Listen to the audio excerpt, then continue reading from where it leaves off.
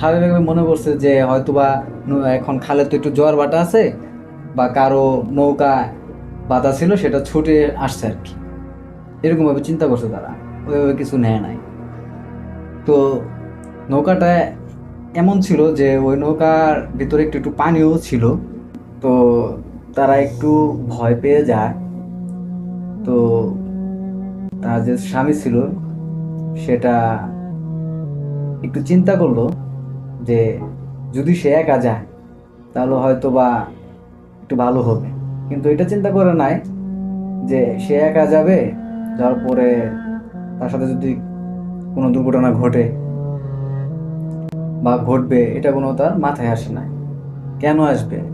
কারণ কয়েকদিন পর পরই সে একা এরকম খাল পার হয়ে সে তার ধান ক্ষেত দেখতে যেত। তারা নর্মালি ভাবে সেটা নিয়েছিল। তো যাই হোক, সে রওনা দিয়ে দেয়। দেওয়ার পর যখন ওই খালের মাঝ বরাবর যায়, নৌকাটা আর এগোচ্ছে না। সে ফিল করে এটা।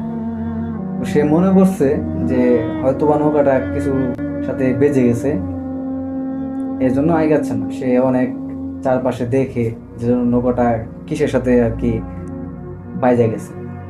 তো খোঁজাখুঁজি করার পর সে কোনো কিছু খুঁজে পায় না। কিন্তু সে এটা ফিল করতেছে যে নৌকাটা যতই বৈঠা দেয় কিন্তু নৌকাটা আগাচ্ছে না, কারণ মনে হচ্ছে যে নৌকাটা কিছু দিয়ে বেঁধে রাখছে।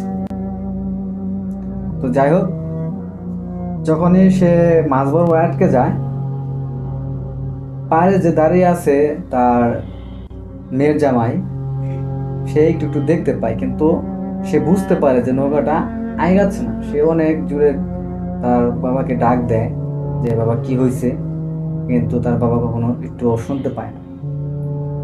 তো প্রায় 20 মিনিটের মতো চেষ্টা করার পর তার বাবা ওইখান থেকে একটু একটু করে আবার আগাতে শুরু করে।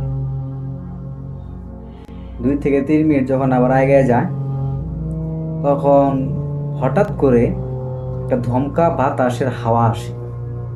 কিরকম হাওয়া? যে আপনি যদি আপনার এই যে একটা রুটের ভিতরে, মানে রুটের সাইডে দাঁড়ায় থাকেন, তার পাশ দিয়ে যদি একটা গাড়ি যায়, গাড়ির যে হাওয়াটা আসে, বাতাস, ওই হাওয়াটা যখন আপনার বাতাসটা লাগবে গায়ে, যেরকম অনুভব হয় ঠিক সেরকম অনুভব করতে পারে সে। সে বুঝতে পারে না যে এটা হঠাৎ করে কোথা থেকে আসলো, কিন্তু তার ভিতর